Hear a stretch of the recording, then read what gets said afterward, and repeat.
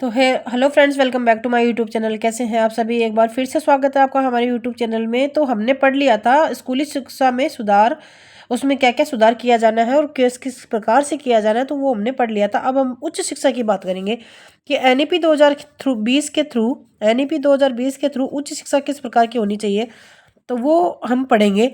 तो बहुस्तरीय प्रवेश और निकासी सबसे पहले पढ़ेंगे। वर्तमान में 3 या 4 वर्ष के डिग्री कोर्स में यदि कोई छात्र किसी कारणवश बीच में पढ़ाई छोड़ देता है तो उसे डिग्री न मिलने से इस पढ़ाई का कोई महत्व नहीं रहता। लेकिन अब जो परिवर्तन किया गया है ना, 1 वर्ष की पढ़ाई पर सर्टिफिकेट दिया जाएगा, 2 वर्ष की पढ़ाई पर आपको डिप्लोमा दिया जाएगा और 3 से 4 वर्ष की पढ़ाई पर आपको डिग्री मिल जाएगी। पहले क्या होता था कि यदि सात जैसे 3 से 4 वर्ष की जो डिग्री होता था उसमें यदि कोई मतलब स्टूडेंट किसी ने बीच में जैसे फर्स्ट ईयर सेकंड ईयर कर लिया और फाइनल की एग्जाम नहीं दी तो डिग्री नहीं मिलती थी और कुछ भी नहीं मिलता था और वो बिल्कुल बेकार हो जाता था, कोई मतलब नहीं था उसकी पढ़ाई का। लेकिन अब 1 वर्ष की पढ़ाई पर सर्टिफिकेट दिया जाएगा और 2 वर्ष की पढ़ाई पर डिप्लोमा और 3 से 4 वर्ष की पढ़ाई पर डिग्री आपको मिल जाएगी। तो ये भी इसके अंदर उच्च शिक्षा में चेंज किया गया है। आगे देखिए, एकेडमिक बैंक ऑफ क्रेडिट। इसमें विभिन्न उच्च शिक्षण संस्थानों से प्राप्त अंकों या क्रेडिट को डिजिटल रूप से सुरक्षित रखा जाएगा। यानी कि आप जो एकेडमिक आपके जो नंबर आ रहे हैं, आपने जो स्कोर किया है वो डिजिटल स्कोर हो जाएगा तथा अलग अलग संस्थानों में छात्र प्रदर्शन के आधार पर अपना प्रमाण पत्र दिया जाएगा। जो हायर एजुकेशन में नहीं जाना चाहते उनके लिए ग्रेजुएशन डिग्री 3 वर्ष की है, किंतु शोध अध्ययन करने वालों के लिए ग्रेजुएशन डिग्री अब 4 वर्ष की हो जाएगी। यानी कि एक्स्ट्रा स्टडी करने वाले बच्चों के लिए 4 वर्ष की हो जाएगी। जो ग्रेजुएशन ही करना चाहते हैं उनके लिए डिग्री 3 वर्ष की कर दी गई है, यानी 3 वर्ष की ही रखी गई है।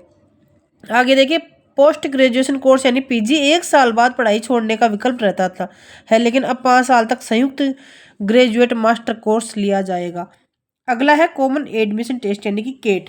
एक केट करके भी टेस्ट लिया जाएगा। उच्च शिक्षण संस्थानों में प्रवेश के लिए कॉमन परीक्षा आयोजित करवाई जाएगी जिसे राष्ट्रीय परीक्षा एजेंसी करवाएगी। संस्था के लिए यह प्रवेश परीक्षा अनिवार्य होगी। केंद्रीय विद्यालय, राज्य विश्वविद्यालय, डीम्ड विश्वविद्यालय और प्राइवेट विश्वविद्यालय एक समान नियम बनाए जाएंगे। तो ये हो गई उच्च शिक्षा के लिए क्या क्या नियम चेंज किए जा रहे हैं उसके लिए। तो आगे देखते हैं आगे क्या है। सॉरी, अंतर्राष्ट्रीयकरण यानी इंटरनेशनल तौर पे क्या चेंजेस किए जा रहे हैं वो। भारत के सर्वश्रेष्ठ महाविद्यालयों को अपने परिसर एवं अन्य देशों में स्थापित करने के लिए प्रोत्साहित किया जाएगा। यानी कि इंडिया में जो सर्वश्रेष्ठ कॉलेजेस है ना, बहुत बड़े विश्वविद्यालय है, जो यूनिवर्सिटी जो बेस्ट यूनिवर्सिटी है, उनको विदेशों में स्थापित करने के लिए प्रोत्साहित किया जाएगा। साथ ही विश्व में चुनिंदा विश्वविद्यालयों को भारत में संचालित करने की अनुमति दी जाएगी। जो बेस्ट यूनिवर्सिटी है ना, उनको कुछ कुछ को ही भारत में संचालित रखेंगे, बाकी विदेश में स्थापित करने की अनुमति दी जाएगी।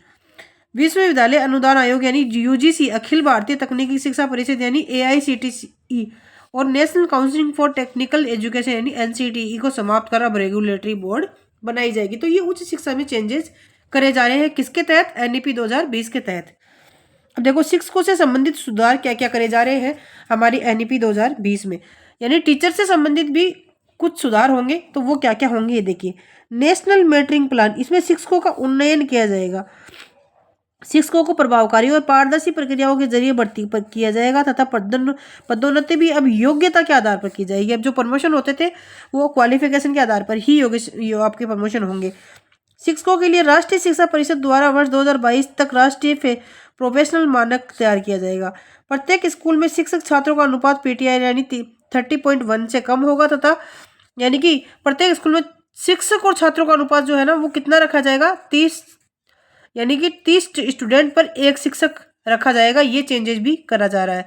तथा सामाजिक आर्थिक रूप से वंचित बच्चों की अधिकता वाले क्षेत्रों में स्कूलों में यह अनुपात 25, जहाँ पर सामाजिक आर्थिक रूप से वंचित बच्चे हैं ना, जो जिनको ये फैसिलिटीज कम मिल रही है, वहाँ पे 25 बच्चों पे एक टीचर रखा जाएगा। प्रत्येक शिक्षक से अपेक्षित होगा कि वह व्यावसायिक विकास यानी पैसे से संबंधित आंतरिक विचार जैसे नवाचार खुद में सुधार कर सके के लिए स्वेच्छा से प्रत्येक 50 घंटों के सतत व्यावसायिक विकास कार्यक्रम का हिस्सा ले। शिक्षकों को गैर शिक्षण गतिविधियों में से संबंधित कार्यों में शामिल न करने का सुझाव दिया जाएगा। यानी कि जटिल प्रशासनिक कार्य और मिड डे मील जैसे जो कार्यक्रम होंगे उनमें शामिल न करने का भी सुझाव दिया जाएगा। ईसीसीई शिक्षकों को प्रशिक्षित करने के लिए एनसीईआरटी द्वारा 6 माह का कोर्स करवाया जाएगा या डिप्लोमा करवाया जाएगा। राष्ट्रीय अध्यापक शिक्षा परिषद द्वारा एनसीईआरटी के परामर्श के आधार पर अध्यापक शिक्षा हेतु राष्ट्रीय पाठ्यचर्या रूपरेखा NCF-TE 2021 का विकास किया जाएगा। वर्ष 2030 तक शिक्षण कार्य के लिए न्यूनतम डिग्री योग्यता की 4 वर्षीय एकीकृत BEd डिग्री का होना अनिवार्य किया जाएगा। संविदा शिक्षक रखने की बजाय नियमित शिक्षक भर्ती पर जोर दिया जाएगा और नई शिक्षा नीति 2020 में RTE 2009 का विस्तार कर इसे कक्षा 12 तक तथा कक्षा 18 वर्ष तक लागू करने पर बल दिया जाएगा। तो ये शिक्षकों में सुधार किए जाएंगे और वो उच्च शिक्षा में सुधार कर लिए थे यहाँ पे, और ये प्राइमरी शिक्षा में।